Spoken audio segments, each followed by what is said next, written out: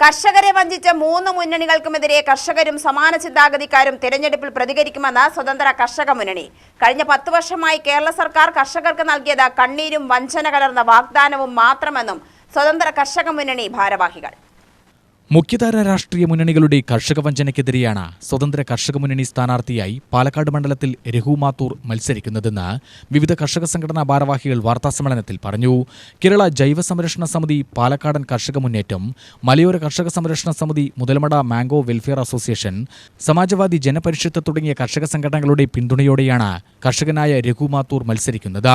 സർക്കാരിന്റെ കർഷകദ്രോഹ നയം കൊണ്ടുമാത്രം പാരമ്പര്യമായി കൃഷി ചെയ്തുവന്ന നിരവധി പേരാണ് കൃഷി ഒഴിവാക്കിയത്. താങ്ങാനാവാത്ത ഉൽപാദന ചെലവിനിടയിൽ നെല്ലുൽപാദിപ്പിച്ചിട്ടും യഥാസമയം സംഭരണവും വിലയും ലഭിക്കാത്ത സ്ഥിതിയാണ്. കർഷകരുടെ ഉൽപ്പന്നങ്ങൾക്ക് ന്യായവില ലഭിക്കുന്നതിന് പകരം വായ്പ കൊടുക്കുന്ന സംവിധാനം കേരളത്തിലല്ലാതെ മറ്റെവിടെയുമില്ല. വിലയ്ക്ക് പകരം വായ്പ നൽകുന്നതിലൂടെ മറ്റു ബാങ്ക് വായ്പകൾ ലഭിക്കാത്തത് കർഷകരെ കൂടുതൽ ദുരിതത്തിലാക്കിയെന്ന് അവർ പറഞ്ഞു.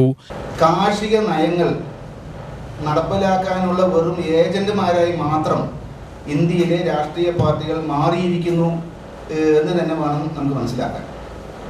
അപ്പം അതിൻ്റെ അടിസ്ഥാനത്തിൽ കർഷകർക്കെതിരായിട്ടുള്ള കരിനിയമങ്ങൾ നടപ്പിലാക്കുകയും കർഷകർക്ക് അനുകൂലമായ നിലപാടുകൾ സ്വീകരിക്കാതെ കർഷക ദ്രോഹകരമായിട്ടുള്ള പ്രവർത്തനങ്ങളിലാണ് മാറി മാറി വരുന്ന എല്ലാ സർക്കാരുകളും. കേന്ദ്രത്തിലാണെങ്കിൽ UPA സർക്കാരും NDA സർക്കാർ അടക്കമുള്ള മുന്നണികളും, കേരളത്തിൽ UDFും LDFും മാറി മാറി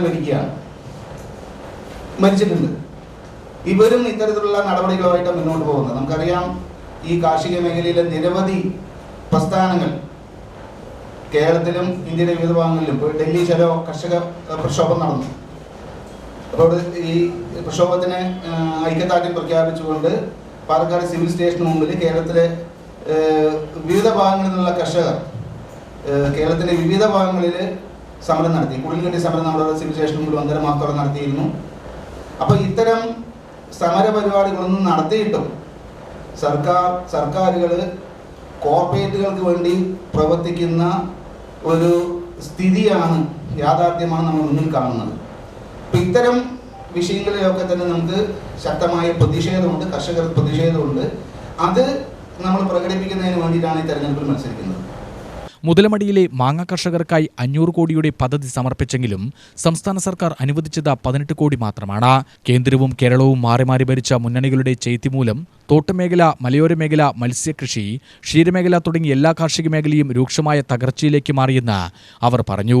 സ്ഥാനാർത്ഥി രഘു മാത്തൂർ, ആറുമുഖൻ പത്തിച്ചിറ, സജീഷ് കുത്തനൂർ, ഡയമണ്ട് ആന്റണി, രാജീവ് മലമ്പുഴ എന്നിവർ വാർത്താസമ്മേളനത്തിൽ പങ്കെടുത്തു. UTV news, Palakkad.